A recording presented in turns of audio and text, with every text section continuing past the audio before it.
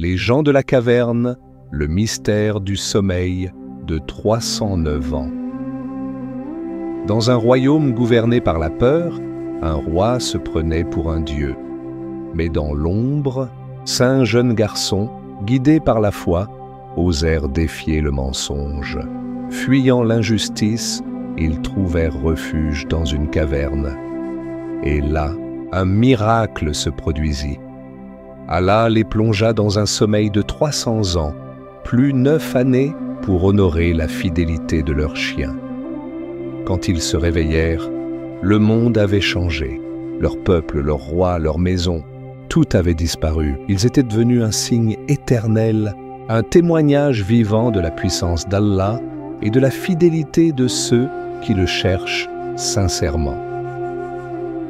Voici l'histoire des gens de la caverne, une histoire de foi, de courage et de miracle, une histoire qui transcende le temps et dont le secret dort encore dans les profondeurs du Ghaib. Les gens de la caverne étaient en réalité 5 jeunes garçons accompagnés de leurs chiens. Toutefois, la majorité des savants islamiques soutiennent qu'ils étaient au nombre de 7, en se basant sur les subtilités profondes de la grammaire arabe.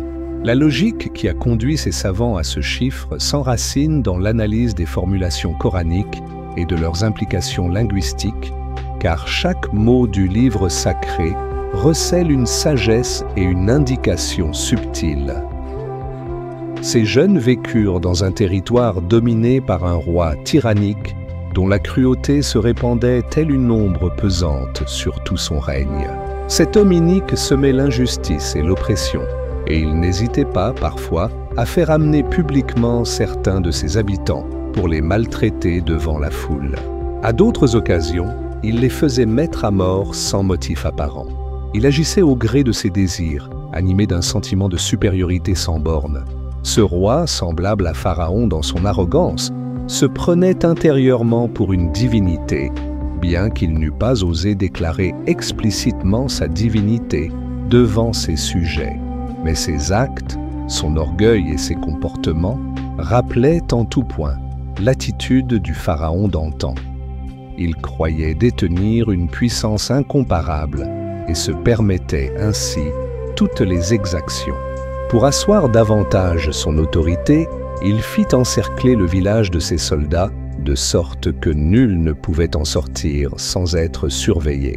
Celui qui tentait de quitter la cité était immédiatement signalé par ses agents de renseignement, et celui qui y entrait était pareillement observé. Cette surveillance permanente plongea peu à peu la population entière dans une terreur profonde. Les habitants tremblaient à la seule vue du roi et redoutaient même la simple évocation de son nom. C'est dans ce contexte oppressant qu'Allah, dans sa sagesse infinie, raffermit la foi dans le cœur de quelques jeunes. Ainsi, 4 d'entre eux commencèrent à se questionner mutuellement, reconnaissant intérieurement que ce roi ne pouvait être une divinité, car il devait nécessairement exister un être suprême au-dessus de lui. L'un dit à ses compagnons: « Je l'ai vu se plaindre de maux de tête. Il paraissait triste et fatigué. » Un autre répliqua: « Je l'ai vu perdre son bonnet, et il dut le ramasser avec l'aide d'autrui. S'il était réellement Dieu, cela ne devrait pas lui arriver. » Un troisième ajouta: « Je l'ai vu blessé aux pieds. » Et un quatrième déclara: « Je l'ai vu trébucher et tomber à l'entrée de sa chambre. » Ces jeunes conclurent donc, avec une certitude grandissante, que ce roi n'était pas une divinité. Ils décidèrent dès lors de rechercher le véritable Dieu, convaincus que tout ce qu'ils voyaient provenait de la volonté du Créateur suprême, celui qui avait façonné les cieux et la terre, et qui les avait créés eux-mêmes, ainsi que ce roi. Au moment où ils débattaient de ces vérités lumineuses, ils étaient au nombre de 4. Peu à peu, leurs propos commencèrent à se répandre parmi le peuple. Certains, mus par la peur ou la flatterie, allèrent rapporter leurs paroles au roi, l'informant que ces jeunes discutaient pour nier son autorité et remettre en cause son pouvoir. Le roi les convoqua alors et leur dit avec arrogance: Si ce n'était le fait que vous travaillez dans mes champs avec tant de force et cultivez ce qui est utile au peuple. Je vous aurais fait amener devant la foule et je vous aurais fait mettre à mort, un à un. J'ai entendu dire que vous commencez à douter de mon autorité. Retournez donc travailler jusqu'à la fin de la saison des pluies. Ces 4 jeunes étaient en effet des cultivateurs, employés dans les champs du roi. Mais l'un d'eux dit à ses compagnons: « Nous connaissons l'attitude de ce roi. La seule chose qui l'a empêché de nous tuer est que nous cultivons ses terres. Mais le jour où les récoltes seront terminées et que nous les lui apporterons, ce sera le jour où il ordonnera notre exécution. Il vaut donc mieux fuir avant qu'il ne soit trop tard. » Ils se mirent alors à discuter d'un plan pour s'échapper et se questionnaient sur la meilleure manière d'agir. Finalement, ils décidèrent de recourir à un stratagème ingénieux. Ils se mirent à lancer des boules, l'un après l'autre, feignant de jouer. Ils répétèrent ce manège à plusieurs reprises, jusqu'à atteindre la porte de sortie du village. Là, les gardes de sécurité les interpellèrent. « Où allez-vous donc ?» Ils répondirent avec assurance: « Nous jouons, comme vous le voyez. Une fois notre jeu terminé, nous retournerons au village. » Les gardes, dupés par cette apparente distraction, crurent effectivement qu'ils ne faisaient que s'amuser. Les 4 jeunes continuèrent donc leur jeu en s'éloignant peu à peu, jusqu'à ce qu'ils soient suffisamment loin de toute surveillance. C'est ainsi qu'ils commencèrent leur fuite, guidés par la providence divine. Au moment où ils pensaient que personne ne pouvait les voir, un berger conduisait son troupeau en direction du village. C'est alors que les 4 jeunes hommes se mirent à discuter entre eux. L'un d'eux dit: « Puisqu'il n'y a qu'une seule personne, ce berger, il faut le tuer et l'enterrer. Ainsi personne ne pourra nous dénoncer. » Mais un autre, plus réfléchi, répliqua: « Nous sommes en quête de la vérité, à la recherche de Dieu. Et vous voulez déjà verser le sang? Si nous tuons ce berger, nous deviendrons semblables au roi injuste que nous fuyons. Car nous commettrions le même crime que lui. » Un troisième renchérit: « Oui, si nous le tuons, nous porterons atteinte à la justice, car ce berger est dépositaire de biens qui ne lui appartiennent pas. Son troupeau appartient à d'autres. Le tuer serait donc un double crime, une injustice envers lui et une injustice envers ceux qui lui ont confié leurs bêtes. » Ainsi, les jeunes se demandaient comment agir face à lui, craignant qu'il ne les dénonce. Le berger, qui les avait entendus, s'approcha et leur dit: « J'ai entendu toutes vos paroles, mais parmi elles, une m'a particulièrement touché, celle qui concerne la recherche du Seigneur. Sachez que je partage la même quête que vous, car dans mon métier de berger, dans les forêts, j'ai été témoin de nombreux signes et merveilles. Or, si je rapportais ces visions au secrétaire du roi pour qu'il les transmette au souverain, il serait incapable d'en donner une interprétation, car ce roi ne connaît rien au-delà des murs de sa chambre. Ce roi n'est pas Dieu.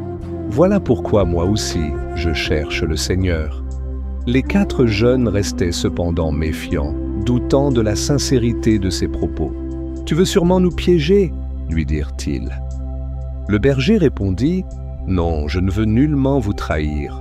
Mais si je veux partir à la recherche de Dieu, je dois d'abord rendre les biens qui m'ont été confiés. Car je ne peux pas prétendre chercher le Seigneur tout en gardant pour moi ce qui appartient à autrui. Le troupeau que je conduis n'est pas le mien. Si je pars sans le restituer à ses propriétaires, comment pourrais-je espérer trouver le Seigneur? L'injustice ferme le chemin vers lui. » Alors, le plus jeune des 4 éclata de rire. Le berger lui demanda: « Pourquoi ris-tu ? » « Parce que ce que tu dis est raisonnable, » répondit-il. « Mais comment pouvons-nous croire que tu ne vas pas profiter de l'occasion pour nous dénoncer? Si tu retournes au village, peut-être avertiras-tu la garde qui viendra nous capturer. Le roi, alors, te récompenserait. » Pourtant, tous savaient que ce berger avait une particularité. Lorsqu'il jurait, il ne mentait jamais. Ils le mirent donc en garde. « Ne nous déçois pas, nous te faisons confiance. Mais si tu nous trahis et amènes la garde, sache que nous avons la force de fuir. Et dans ce cas, le roi ne t'épargnerait pas. il te tuerait. Le berger réaffirma sa sincérité. Je n'ai aucune intention de vous trahir. Il repartit donc au village et restitua les troupeaux à leurs propriétaires. Mais en chemin, la garde royale l'intercepta. « Où vas-tu » lui demandèrent-ils. « Puisque tu viens de rendre ton troupeau ?»« J'ai compté les bêtes, » répondit-il. « Mais il en manque 2. Je vais les chercher. »« Dépêche-toi » dirent-ils, avant que nous n'en parlions au roi. Pour les rassurer, il appela son chien afin qu'il croie qu'il retournait vraiment chercher les bêtes égarées. Puis, il se remit en route et rejoignit les 4 jeunes qui l'attendaient. Quand ils le virent revenir avec son chien, ils s'interrogèrent « Pourquoi vient-il avec son chien? Peut-être a-t-il renoncé à la recherche de Dieu et retourne-t-il au village ?» Mais lorsqu'il arriva, il leur dit « Allons chercher Dieu. » « Non, répliquèrent-ils, nous ne partirons pas avec toi à cause de ton chien. Nous ne pouvons rechercher le Seigneur en compagnie d'un chien. » Alors le berger se tourna vers l'animal, posa sa main sur sa tête et lui dit « Nous avons vécu ensemble 9 années. Tu m'as toujours aidé dans mon travail de berger. Mais à présent, je dois chercher le Seigneur. Retourne donc au village et continue de garder les troupeaux. » Le chien ne bougea pas. Le berger reprit le chemin, mais l'animal le suivit encore. Les jeunes insistèrent. « Parle-lui à nouveau.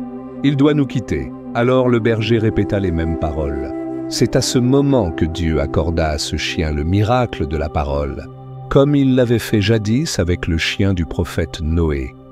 Le chien leva la tête et dit « Écoute-moi, maître, si ces 3 hommes cherchent Dieu, je serai le 4e. S'ils sont 5, je serai le 6e. S'ils sont 7, je serai le 8e. » Cette déclaration résonna dans le monde invisible, Al-Ghaib, et fut consignée dans le manuel céleste en raison de sa grandeur. Et Dieu, qui fit parler le chien, éleva cette parole au point de l'inscrire dans le Coran. Car lorsqu'il évoque les gens de la caverne, il dit « Certains diront, ils étaient 3 et leur chien était le 4e. D'autres diront, ils étaient 5 et leur chien le 6e. D'autres encore diront, ils étaient 7 et leur chien le 8e. Les savants, se fondant sur la grammaire, ont conclu qu'ils étaient 7 et que le chien était le 8e. Mais en réalité, Dieu a répété dans son livre la parole du chien, car le Coran n'est ni grammaire ni conjugaison. Il est parole divine.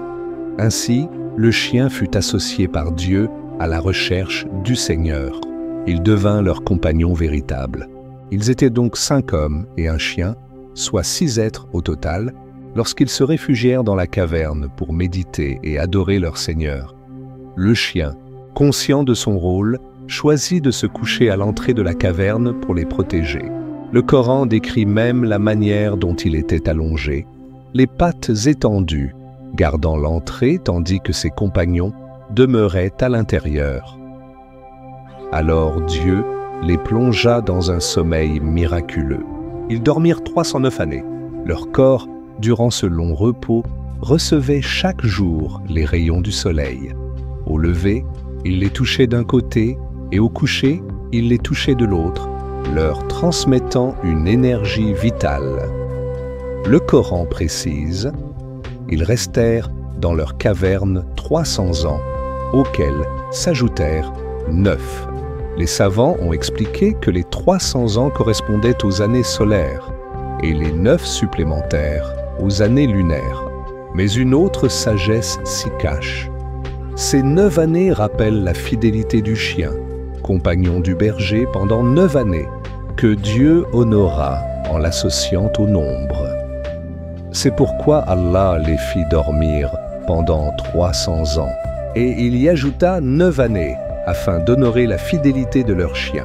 Ce miracle des gens de la caverne se répandit comme une lumière dans tout le village après leur réveil.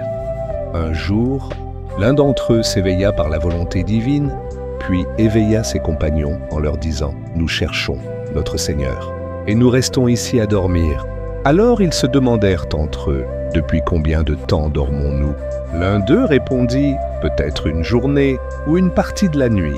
Ils ignoraient qu'ils avaient en réalité dormi 300 ans, auxquels Allah avait ajouté 9 de plus. Et pourtant, à leur réveil, ils croyaient s'être simplement endormis la veille au soir et se réveiller au lever du soleil. Ce phénomène rappelle ce qui se passera au jour de la résurrection. L'homme qui aura vécu 100 ans sur terre croira, ce jour-là, n'avoir passé sur terre qu'un matin ou un soir. Comme le mentionne le Coran en se réveillant, ils consultèrent leurs provisions et se demandèrent s'ils possédaient encore de la monnaie. Ils désignèrent alors l'un d'eux pour aller acheter de quoi manger. Lorsqu'il présenta sa pièce d'argent afin qu'on lui vende quelque nourriture, les habitants furent stupéfaits, car cette monnaie leur était inconnue. Elle appartenait à un autre temps. À un autre siècle, on lui dit « Cet argent n'a plus cours depuis bien longtemps ». Mais l'homme répondit « Ce n'est pas possible, je l'ai reçu moi-même dans une boutique hier ». C'est alors qu'il comprit que le village avait totalement changé. En citant le nom du roi qui les avait jadis pourchassés, on lui répondit « Ce roi, ainsi que ses descendants, sont morts depuis bien des générations. » Étonné, il demanda « Comment cela se peut-il » Et les gens lui dirent « D'où venez-vous, vous qui portez un argent appartenant à nos très lointains ancêtres ?» Il retourna alors vers la caverne avec ses compagnons et leurs chiens, et ils racontèrent à tous le miracle dont ils furent témoins.